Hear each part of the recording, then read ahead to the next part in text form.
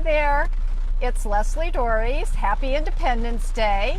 Just to remind you that I am with Foundations Coaching NC and the creator of the Hero Husband Project.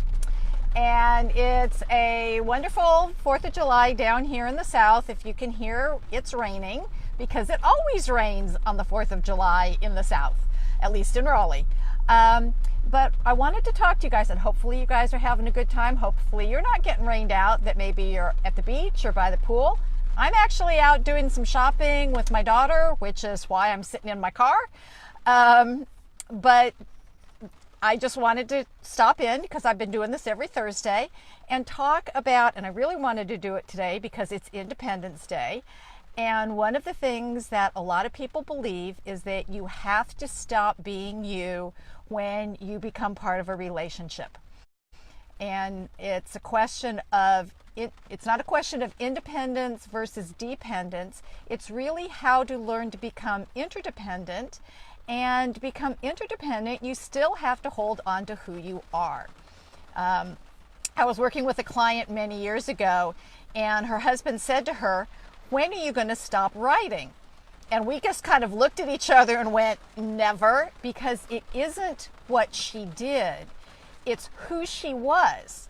And even if she never got published, she was going to be a writer. And in the early days of my marriage, I told my husband, don't ask me to give up dancing, because if you do, you're not going to like the woman who's walking around in your house. These are things that make us who we are, that feed our souls, that really define us. And we really can't give them up, and we shouldn't give them up, because if we do, we don't feel whole, we don't feel grounded, we don't feel like ourselves. And that's the person our partners fell in love with. And what we need to learn how to do is balance them. It's still be an individual, but become part of being this couple. Still be separate, but also know how to be together.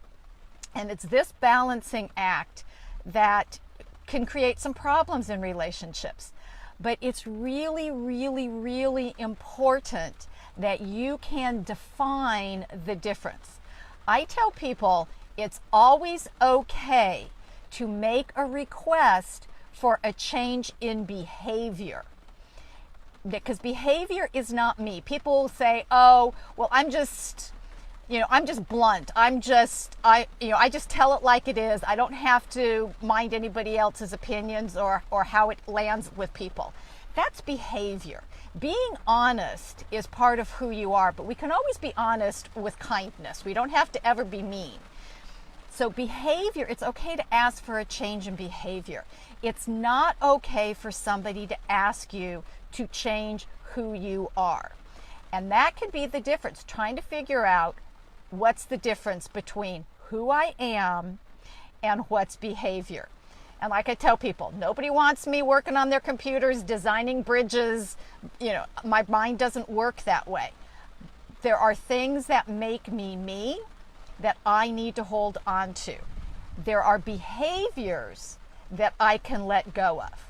But when we get married, when we become part of a relationship, we just add a hat. We don't take off our who we are as a person hat. We just add on that we're part of a couple. And so hopefully that helps.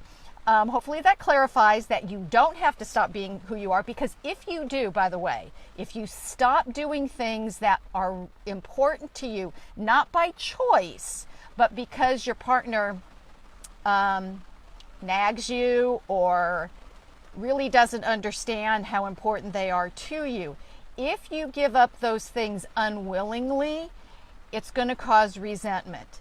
And the best actors of our time only have to be in character for either the 3 hours that they're on the stage or however long it is they're filming a scene. They don't have to live that. And we can't give up who we are. And what I'm trying to tell you is, hopefully you're getting this, it's not necessary. So if you have any questions about that, just put them in the comments below. Love to hear your opinion. And I'm going to let you go because it's a holiday, and hopefully you're having a great time relaxing. And until next week, stay loving.